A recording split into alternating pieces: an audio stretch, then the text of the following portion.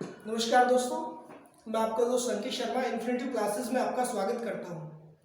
तो दोस्तों, आज हम बात करेंगे दिसंबर सन 2020 के पेपर के बारे में, जो एलएलबी थर्ड सेम का पेपर आया था। ठीक है, पेपर का नाम था फैमिली लॉ मुस्लिम लॉ। ठीक है, तो आज हम सोल्व करेंगे पूरा पेपर दिसंबर 2020 का। ठीक है दोस्तों, आइए चलते हैं अपने पेपर की तरफ। तो दोस्तों, सबसे पहले बात करेंगे हम सेक्शन ए के बारे में, जिसमें शॉर्ट क्वेश्चंस होते हैं। तो शॉर्ट क्वेश्चन है इसमें 5। पहला शॉर्ट क्वेश्चन है नंबर 1, मेहर की प्रकृति क्या है। ठीक है, तो दोस्तों मेहर, सबसे पहले आपको जानना होगा कि मेहर क्या है। मेहर मुस्लिम विधि में एक पति द्वारा विवाह के दौरान अपनी पत्नी को दी जाने वाली वह राशि है जो कभी भी विवाह विच्छेद के समय कभी भी निष्प्रभाव नहीं होती। उस मेहर के बदले में जो पत्नी को दिया जाता है, पति अपनी सारी संपत्ति चाहे तो बेच सकता है। ठीक है, और अपने पत्नी जो है अपने पति से अपने हिस्से की संपत्ति में अपना अधिकार प्राप्त कर सकती है। यह हमारा मेहर है। चूंकि ये हमारा 5 नंबर के पेपर में आएगा, 5 नंबर के प्रश्न में आएगा ये प्रश्न। अगला प्रश्न दोस्तों, यहां देख सकते हैं आप, मुस्लिम विधि में दान के प्रति संग्रहण को स्पष्ट कीजिए। यानी कि वो कौन कौन से दान है या दान क्या है जिनको हम रिवोक कर सकते हैं, जो दान शून्य हो जाते हैं। दोस्तों, ऐसे काफी सारे दान हैं, जैसे शर्त युक्त दान, जैसे भविष्य में होने वाली घटनाओं पर आधारित दान। तो ये कुछ दान हैं जो मुस्लिम विधि के तहत शून्य हो जाते हैं, जो रिवोक हो जाते हैं। ठीक है, उदाहरण दें, जैसे एक पति अपनी पत्नी से वादा करता है कि मैं आने वाली जो हमारी जागीरी है, आने वाले वर्ष में इस जागीरी की आय से 4000 रुपये प्रति वर्ष भविष्य में मैं आपको देता रहूंगा। अब ये डिपेंड करता है भविष्य में होने वाली घटनाओं पर। माने ना हो पाए, वो 4000 रुपये प्रति वर्ष ना कमा पाए, तो दान तो नहीं दिया जाएगा। ठीक है दोस्तों, तो ये जो दान होते हैं ये रिवोक कर दिए जाते हैं। प्रश्न संख्या 3, इद्दत को परिभाषित कीजिए या इद्दत को स्पष्ट कीजिए। तो दोस्तों, इद्दत वो है, इद्दत वह समय है जब किसी का पति, कि मुस्लिम विधि में किसी महिला का पति या तो गुजर जाता है, उसकी मृत्यु हो जाती है, और उस मृत्यु के होने के बाद का जो समय वह बिताती है, उस समय को हम इद्दत काल का समय कहते हैं। तो ये जो इद्दत काल का समय है, ये 4 माह 10 दिन तक का माना जाता है। एक इद्दत काल जरूरी नहीं है कि पति की मृत्यु के बाद ही हो, वह भी इद्दत काल कहा जाता है कि जब कोई पत्नी अपने पति से तलाक ले ले तो वह भी इद्दत काल हो जाता है। और ये 4 माह 10 दिन तक वो इंतजार करेगी, और 4 माह 10 दिन से बाद में वो अपना दूसरा विवाह कर सकती है। ठीक है दोस्तों, आशा करता हूं आप समझ गए होंगे। दोस्तों, अगला प्रश्न है हमारा, मुतवल्ली किसे नियुक्त किया जाता है। अगला प्रश्न आप स्क्रीन पर देख सकते हैं, मुतवल्ली किसे कहा जाता है। दोस्तों, मुतवल्ली क्या है कि जो नाबालिग व्यक्ति है, नाबालिग बच्चा है, और उसकी जो संपत्ति है, उसका जो गार्डियन है, उस संपत्ति का जो गार्डियन है, नाबालिग का जो गार्डियन है, वो मुतवल्ली होता है। अब मुतवल्ली नियुक्त किसे जाता है, हमारे प्रश्न अनुसार बात करते हैं। तो मुतवल्ली जो नियुक्त किया जाता है वो है, चाहे कोई हिंदू हो चाहे कोई मुस्लिम हो, किसी को भी मुतवल्ली नियुक्त किया जा सकता है, लेकिन वह उस धर्म के अनुसार बच्चे की परवरिश कर सके। ठीक है, या उसकी नीति को, उसके नियमों को वो जानता हो। ठीक है, प्रत्येक वह व्यक्ति जो उसके नाबालिग की धर्म संबंधित विधि का ज्ञान रखता हो, उसको हम मुतवल्ली नियुक्त कर सकते हैं। ठीक है गाइस, अगला प्रश्न है हमारा, एक व्यक्ति है जिसका नाम है ए, अपने मुस्लिम पुत्र बै को इस शर्त पर अपना मकान दान में देता है कि बै उस मकान से प्राप्त आय का 1/3 भाग, ठीक है, ए के पौत्र यानी कि जो ए का पौत्र है, पोता है, उसके जीवन काल में देता रहेगा। क्या यह दान वैध है? दोस्तों सबसे पहली बात तो इस दान में यह है कि यह जरूरी नहीं है कि आने वाले विधि में जो दान दिया जाए उससे जो इनकम हो रही है वो आने वाले वर्षों में बराबर होती रहेगी, ये तो कोई जरूरी नहीं है, ठीक है। इसलिए ये जो दान है ये शर्त युक्त दान कहा जाता है। इसमें व्यक्ति के हित का दान भी कहा जाता है, इसे हिबा भी कहते हैं, यानी कि शर्त युक्त हिबा।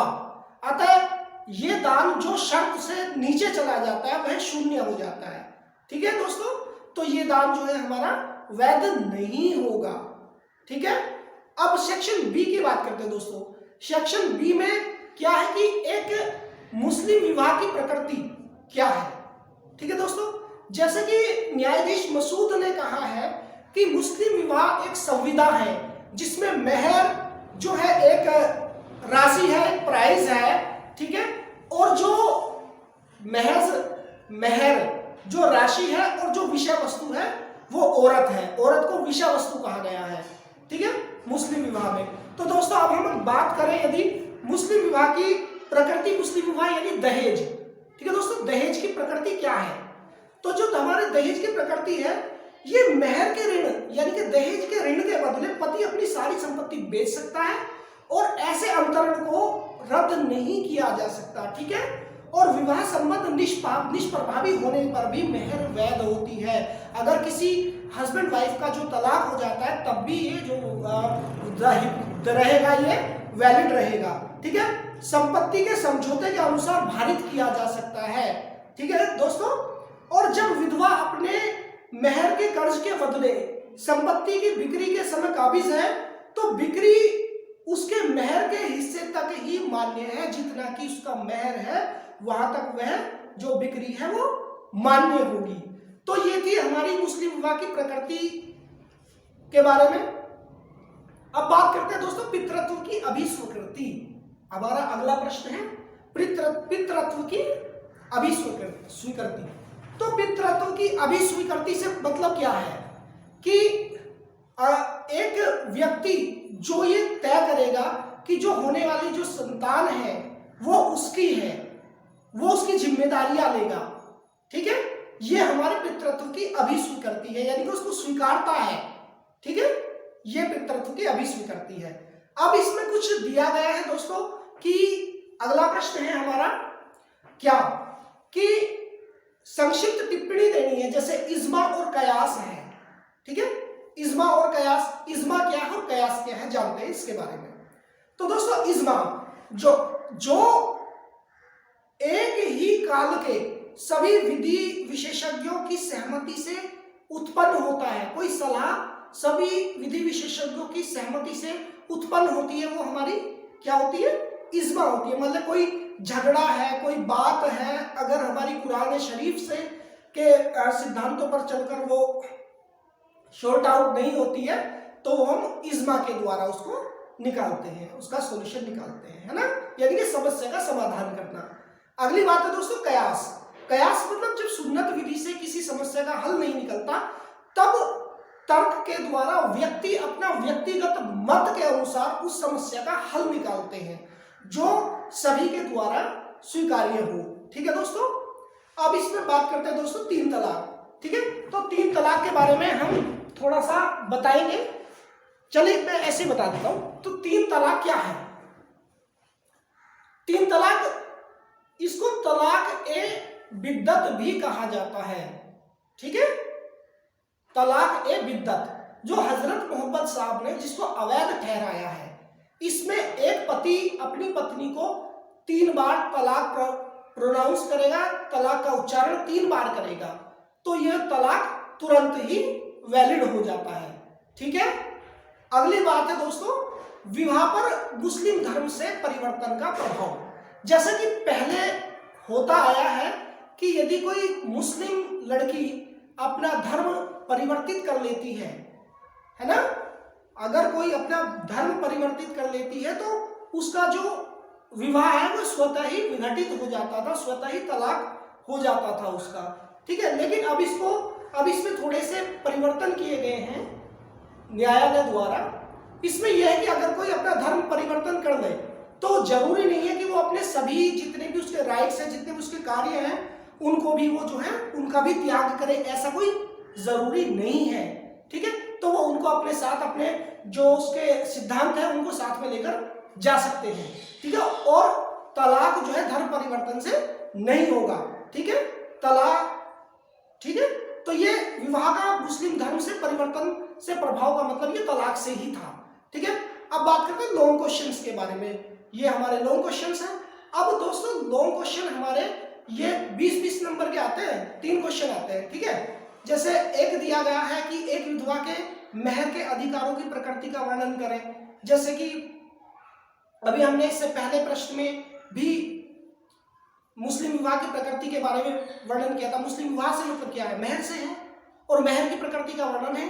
तो जो विधवा के मेहर का अधिकार है उसकी प्रकृति का वर्णन करना है कि एक विधवा की प्रकृति, अधिकार की प्रकृति क्या है। भाई एक विधवा क्या करेगी, अपने मेहर के बदले अपने पति की संपत्ति पर उसका जो हिस्सा बनता है उस हिस्से को अपने को प्राप्त कर सकती है, ठीक है। और बहुत सारे उसके अधिकार हैं। तो ये हमारा 20 नंबर में प्रश्न आएगा, क्योंकि अगर सारा एक्सप्लेन करेंगे तो वीडियो ज्यादा बड़ी हो जाएगी, ठीक है। अगला प्रश्न है दोस्तों, मुस्लिम विधि में तलाक के विभिन्न प्रकार क्या हैं, इसके प्रभावों को भी स्पष्ट करना है, ठीक है। जो मुस्लिम विधि के जो तलाक के प्रकार हैं, चलिए इसको मैं बता देता हूं। मुस्लिम विधि में तलाक के प्रकार, ठीक है। तलाक ये हमारी होती है साहब तलाक, ठीक। तलाक को विभाजित किया गया है 2 वर्गों में। पहला है तलाक ए सुन्नत,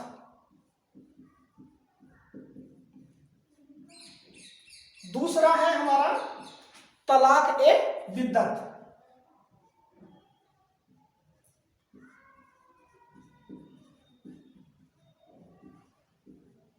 अब तलाक ए सुन्नत को 2 भागों में बांटा है। कौन सा,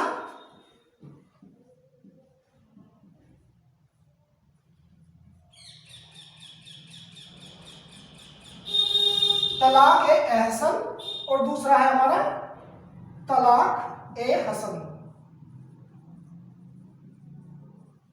ठीक है दोस्तों। तो तलाक ए सुन्नत जो है, हमें हमारा जो सबसे अच्छा तलाक का जो जरिया बताया है वो तलाक ए सुन्नत बताया है, ठीक है। तलाक ए सुन्नत में क्या है, सबसे पहले तलाक ए एहसन है। तलाक ए एहसन में एक व्यक्ति प्रत्येक माह 3 बार, पहले माह में तलाक बोलेगा, फिर दूसरे माह में तलाक बोलेगा, फिर तीसरे माह में तलाक बोलेगा। इसमें क्या है कि हस्बैंड वाइफ को एक महीने का टाइम पीरियड मिल जाता है अपने जो विचार हैं उनको सेटलमेंट करने का। अगर उनका सेटलमेंट हो जाता है तो तलाक नहीं होता, फिर से वो अपने पति पत्नी के रूप में रहने लग जाते हैं, ठीक है। अब ये है हमारा तलाक हसन। तलाक हसन में क्या है कि इसमें तलाक दिए जाने का जो समय है वो 30 दिन का है। इसमें 1 महीने का समय है, इसमें 90 दिन का समय है।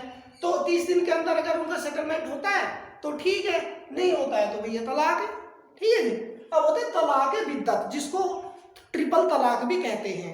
तो तलाक बिद्दत में जैसे कि बताया कि व्यक्ति एक बार में 3 बार तलाक तलाक तलाक प्रोनाउंस करेगा और उनका तलाक जो है वैलिड हो जाएगा, ठीक है दोस्तों। अब हम बात करते हैं आगे। हमारा अगला प्रश्न है दोस्तों कि हिबा किसे कहते हैं, इसके विभिन्न प्रकार क्या हैं, किस प्रकार के दान शून्य समझे जाते हैं। तो साथियों जो हिबा है, हिबा का मतलब होता है दान, है ना, जो दान दिया जाता है। अब हिबा के जो प्रकार हैं वो कई प्रकार हैं इसके। जैसे कि एक होता है, पहले दान को समझ लेते हैं। दान एक जो बिना शर्त के दिया जाता है और एक जो शर्त के साथ दिया जाता है, ठीक है। तो जो बिना शर्त के दिया जाता है इसको सुन्नी संप्रदाय के लोग मानते थे, और जो शिया संप्रदाय के लोग हैं इसको शर्त सहित भी मान लेते थे, ठीक है दोस्तों। एक इसमें अजमत खान बनाम अशरफ खान, ठीक है, ये केस था जो सुन्नी विधि के सिद्धांतों को रद्द करते हुए आजीवन हित के दान को मान्यता दे दी गई है। इस केस के द्वारा जो आजीवन हित का दान है उसको मान्यता दे दी गई है। ठीक है, अब दान के बारे में बात करते हैं दोस्तों। एक दान है हमारा शर्त युक्त दान। ठीक है, शर्त युक्त दान क्या है?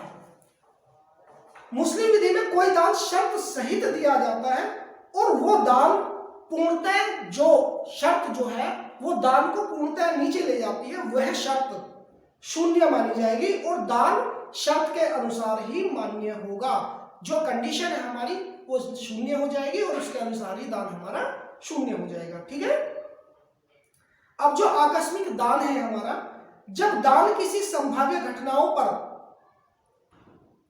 घटित होने पर, जो आने वाली भविष्य में जो घटनाएं हैं उन पर आधारित है, वो दान शून्य हो जाएगा। इसमें पहले मैं एक केस बता चुका हूं। फिर है भविष्य में उत्पन्न होने वाली वस्तु का दान। ठीक है, जो चीजें भविष्य में उत्पन्न हो रही हैं उसका दान।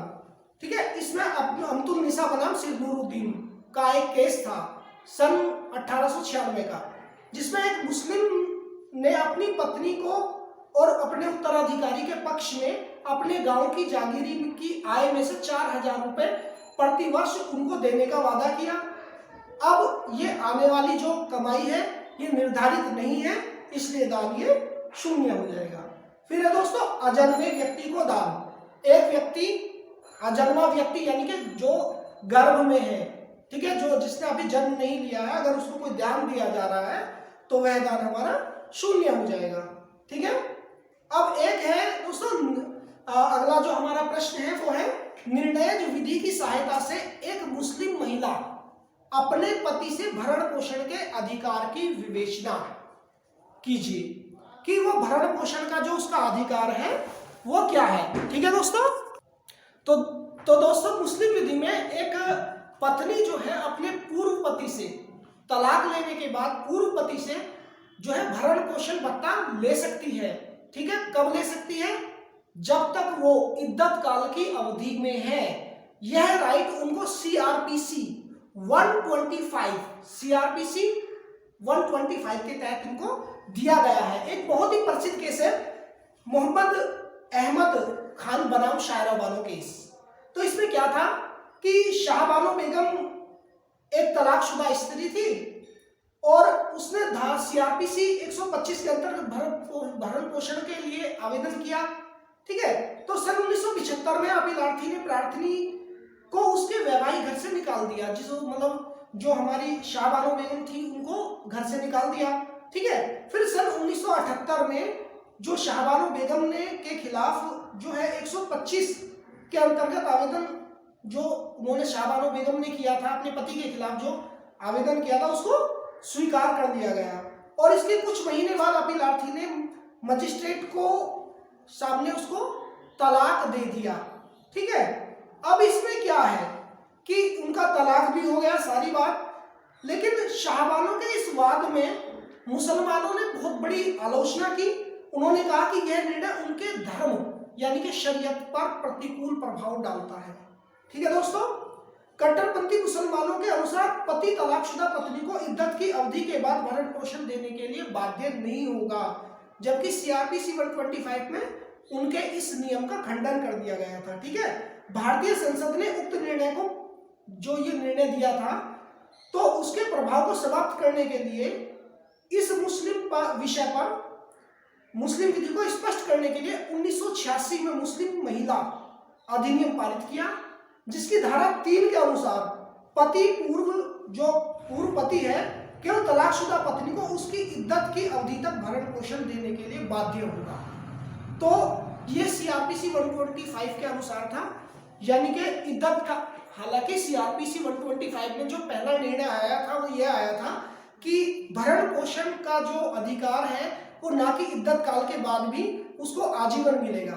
ठीक है, फिर बाद में मीटिंग हुई, बाद में जो अधिनियम बना था ये हमारा 1986 में मुस्लिम महिला अधिनियम। इसमें इस मुस्लिम महिला अधिनियम 1986 की धारा 3 में यह निर्णय लिया गया कि इद्दत काल तक ही वो जो है उसको भरण पोषण भत्ता देगा, इद्दत काल के बाद नहीं देगा। ठीक है साथियों, अब इसमें बात करेंगे हम, हमारा अगला जो प्रश्न है टिप्पणी है। टिप्पणी किस पर? जैसे हक शुफा का अधिकार है, प्रश्न हमारा 5वां है, इसमें हमारी टिप्पणी दी गई है, ठीक है। हक शुफा का अधिकार, तो हक शुफा के अधिकार को पूर्व क्रय अधिकार भी कहते हैं। जैसे एक व्यक्ति ए है, ठीक है, दूसरा व्यक्ति बी है। ए अपना जो मकान है वो सी व्यक्ति को बेचना चाहता है, ठीक है। ए अपना मकान सी व्यक्ति को बेचना चाहता है, ठीक है। तो अब सबसे पहले मुस्लिम विधि के अनुसार इनका दायित्व बनता है कि वह बी को प्रपोज करे, ठीक है। अगर उन्होंने ये इनको प्रपोज नहीं किया है तो बी जो है सी के पास जाएगा और उस कीमत में, जिस कीमत में ए ने सी को मकान बेचा है, बी उसी कीमत में सी से उस मकान को खरीद लेगा, ठीक है। तो ये होता है पूर्व क्रय अधिकार या हक शुफा का अधिकार, ठीक है। अब दोस्तों अगला पॉइंट है हमारा वसीयत। वसीयत क्या है? वसीयत एक व्यक्ति जो अपने जीते जी, अपने जीवन के समय जब वो जिंदा होता है तब अपनी वसीयत किसी व्यक्ति या किसी अन्य के नाम कर देता है, अपने बेटे के या किसी के भी कर सकता है, उसके नाम कर देता है कि मेरे बाद मेरी इस संपत्ति का, इस जायदाद का मालिकाना हक उनका है, ठीक है। तो उसके बाद जो वसीयत जो है ये कब मानी जाएगी? यानी कि मृत्यु के बाद ही ये प्रभावी होती है वसीयत, ठीक है। अगली बात है दोस्तों खयार उल बुलूग। खयार उल बुलूग, तो खयार उल बुलूग क्या है? यानी कि यौनारंभ का विकल्प भी इसे कहते हैं, यौनारंभ का विकल्प भी इसे कहते हैं खयार उल बुलूग को, ठीक है।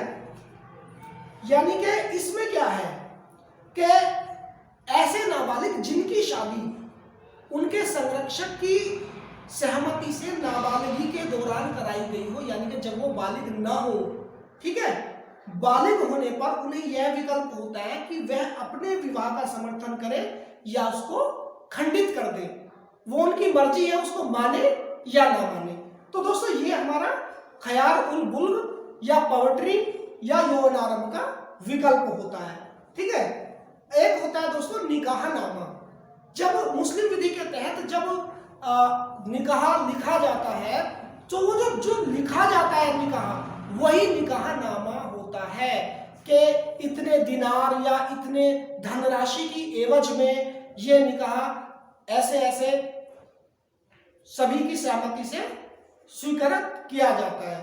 तो दोस्तों ये हमारा पूरा दिसंबर सन 2020 का LLB 3rd सेमेस्टर मुस्लिम लॉ का पूरा पेपर था, ठीक है। अब इसमें एक बार मैं इसको दोबारा से क्विक रिकैप करते हैं बहुत छोटे समय में। महर क्या है? महर की प्रकृति क्या है? महर एक डोवर, यानी कि ये भी एक तरह का दहेज है, लेकिन इसमें उल्टा होता है हिंदू विधि के तहत, ठीक है। इसमें जो हस्बैंड है अपनी वाइफ को कुछ धनराशि देगा, ठीक है। दूसरा मुस्लिम विधि में दान के प्रति संहरण को स्पष्ट करना। तो मुस्लिम विधि में जो दान का जो प्रति संहरण है, यानी कि उसको कैसे रोका जा सकता है, ठीक है। यानी कि जब शर्त शून्य हो, दान का कोई मतलब ना हो या आकस्मिक घटनाओं पर आधारित हो, वो दान जो है हमारा अपने आप ही रुक जाएगा, ठीक है। फिर है इद्दत, यानी कि या तो तलाक के बाद या पति की मृत्यु के बाद उसको उसके दौरान जो समय बिताया गया है उस समय को हम इद्दत काल कहते हैं, ठीक है। अब है मुतवल्ली। मुतवल्ली यानी कि नाबालिग और उसकी संपत्ति का संरक्षण मुतवल्ली कहलाता है, ठीक है। अगला है एक मुस्लिम अपने पुत्र बी को इस शर्त पर अपना मकान देता है कि वह उसके पौत्र को उस मकान की संपत्ति का 1/3 भाग अपने जो पौत्र है उसको देगा, ठीक है। क्या बात वैध है? देखो अब मान लो मैं अपने बेटे को कहता हूं कि भाई मैं तुम्हें मकान दे रहा हूं, लेकिन तुम्हारा जो बेटा है तुम उसको उससे गुजारा करोगे, ठीक है। तो हाँ ये दान, हालांकि ये कंफर्म नहीं है कि ये आने वाले समय में क्या इतनी ही कमाई होती रहेगी, ठीक है, लेकिन ये दान एक तरह से वैध माना जाएगा। लेकिन कुछ कंडीशंस ऐसी हैं जब वो अवैध भी हो जाता है, कुछ विशेष कंडीशंस में, ठीक है। ये दान वैध माना जाएगा क्योंकि वो तो उसका भरण पोषण करने का अधिकार वैसे भी है, ठीक है दोस्तों। सेक्शन बी में मुस्लिम विवाह की प्रकृति पर संक्षिप्त टिप्पणी दीजिए। तो मुस्लिम विवाह की जो प्रकृति है वो जैसे न्यायाधीश मसूद जी ने बताया ना कि ये कॉन्ट्रैक्ट है जिसमें मेहर जो है प्राइस है और वाइफ जो है विषय वस्तु है, ठीक है।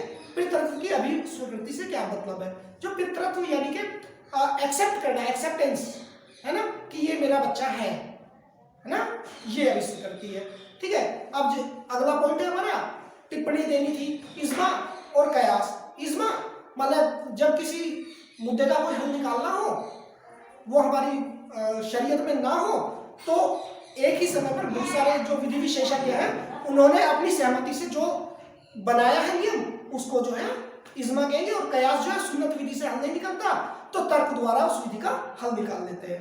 ट्रिपल तलाक, 3 तलाक, यानी कि एक बार 3 बार तलाक बोल दिया, तलाक हो गया।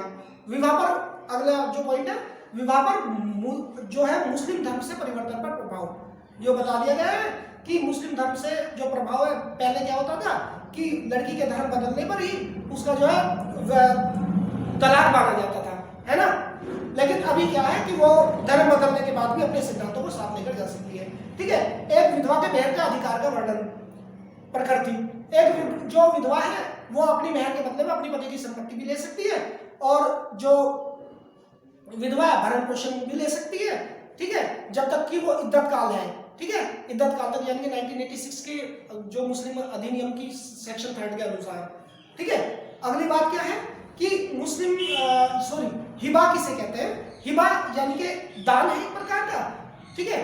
2 संप्रदाय हैं, सुन्नी संप्रदाय जो है इसको बिना शर्त के मानते हैं, शिया संप्रदाय शर्त सहित मान लेते हैं, ठीक है। उसके जो प्रकार है वो हमने आपको डिटेल में बता दिए हैं। फिर है मुस्लिम महिला अपने जो पति से भरण पोषण का अधिकार, शाबानो केस है इनमें सीआरपीसी 125 के अकॉर्डिंगली पहले निर्णय दिया गया था कि एक जो वाइफ है अपने हस्बैंड से जो भरण पोषण का अधिकार है वो ले सकती है, मतलब उसके इद्दत काल के बाद भी। लेकिन फिर संशोधन किया गया था 1986 वाला, उसमें निर्णय दिया गया था कि भाई नहीं, ये इसको ऐसे नहीं हो सकता क्योंकि वो मोमडन्स ने जो है इसको बहुत सारा माना नहीं था इसको, मतलब, ठीक है। इसलिए दोबारा संशोधन किया गया था, तब बोला था कि हाँ अब ये केवल इद्दत काल तक ही वैलिड है, ठीक है।